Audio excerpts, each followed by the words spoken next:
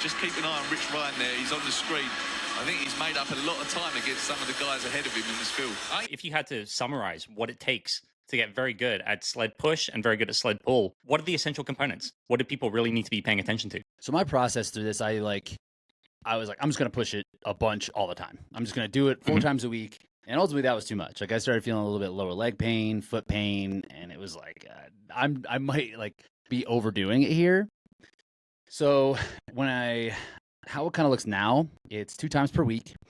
And it's not necessarily a linear progression. And that's something that I've kind of leaned on a little bit too much, right? It's like, okay, this week we're like, an example linear progression would be this week I'm pushing it 3 by 25 meters. Next week I'll push it 3 by 37 meters. And then I'll do like 4 by 25 meters, something like that, where it'd just be like continuously progressing up. I took a more undulated progression approach where it'd be this week the load is going to be very heavy for short. This week it's going to be a little bit lighter and fast. This week will be lighter and just like long. So trying to hit it from all different angles, because as we're seeing, right, like it's hard to really know what you're going to get on race day. So kind of being prepared for all of it's very helpful. And then kind of rotating between those 3 modalities, heavy and short, heavy and short. And then I also have these workouts where it would just be like, I'm going to do unbroken lengths at all costs. And just like, I'm going to do 25 or 37 meters or 50 meters unbroken and then rest for however long that takes. It could be like 4 to 6 minutes and then try to repeat that. So there's like a strength component, there's a speed component, and then there's like a lactate byproduct tolerance component. And so trying to tackle all of those 3. And if you come into the sled training session with some kind of intent that way, it's like, hey, what do I need to work on? Do I need to just like get stronger globally so I can move this thing? Or is it like, do my legs start to burn up and like this byproduct is like slowing me down? Do I just need to get a little bit more tolerant at that? Or am I just like too slow? Like if I spend less time moving the sled because I'm like going faster, will that be helpful? So I think it's tackling it from all 3 of those directions. And then as it gets closer into like the race itself, like in like your training block, then I would do one of those workouts per week where it'd be kind of addressing one of those 3 pillars. And then I would do something that is going to be a little bit more compromised. So in these compromised running workouts, I still like it to be like higher output. I found like if you're doing a workout and you're pushing a sled 30 minutes into the workout, it's just like really slow and it's really taxing. So I always try to load the sled in like the front of those like compromised running workouts, like the tempo type workouts. Amazing. So you've got those 3 pillars. You've got the strength pillar, you've got the speed pillar, and you've also got this lactate clearance pillar. And each of your sled workouts is designed around hitting one of those specific objectives. How do you think about the just the pure strength training side of the sled training? So we've heard a lot of people say, it's about improving just strength overall. Maybe you need to get better at the back squat, at the deadlift.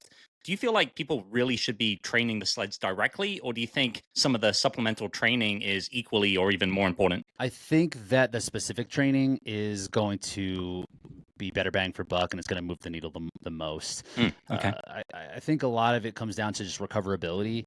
With your on the sled, like you're not getting any eccentric load, right? Like as your muscle is lengthening, it's not like pushing, like there's not weight pushing against you, right? It's almost all concentric movement because it's not vertical, it's not up and down, it's horizontal. So you're just like pushing into it, and it's not like pressing into you as your muscles are lengthening, which just creates a lot of like that muscle damage in like a back squat or a deadlift or a Bulgarian split squat or lunges, right? Where it's like loaded directly on top of you.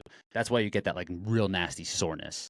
So I just feel like the recoverability from like traditional strength training is, there's definitely some carryover, but like if you're pinched on time and you just like need to get better at the sleds, like doing the sleds, I think is going to just like be better. Mm-hmm. So in your own training, are you putting less of an emphasis on pure strength training than you have in the past? Yeah, it depends on where it is in terms of like my season. When I first started, like I mentioned, I was like straight up runner guy.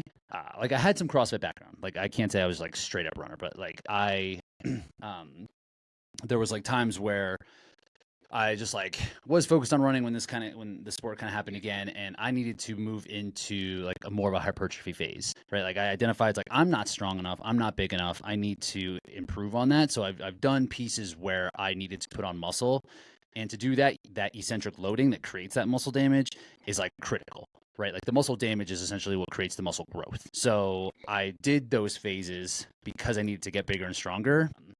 But now it's kind of like, yeah, like if I get hurt doing a deadlift, like I'm just gonna feel so stupid, you know? Yeah. Like I already know I'm like strong enough. I have like the requisite strength, and now if I can like put it out as much as I can, like in the specifics, where I do like to do it is just for the variety, right? Just for like the palatability of training, where it's like, all right, I haven't done squats in a while. Let's see, let's do some front squats. Let's put it in like a Metcon. I like doing deadlifts. I just like enjoy it. So that's where I think there's like good place for it, but like, I don't do too much of that. And I'm in like an off-season block a little bit now, so I'll be doing a little more frequently in strength. But come the season, I do like one strength day per week, and a lot of it is like either accessory work to build specific strength for the station work, or it is like just the station work. Wow. Okay. So you're maybe, so in terms of movements like back squat and the deadlift, what I'm hearing you saying, Rich, is that during the season you're maybe hitting this once a week, if that. Is that correct? If that. Like back squats in season, like I'm almost not doing at all. It's just like too much. And like figuring out like what the appropriate load is going to be and like how I want to approach it is a work in progress as well. Like if I can put this in place, like how does it look in terms of like volume and load and intent? But in season, like, yeah, not really at all. Okay.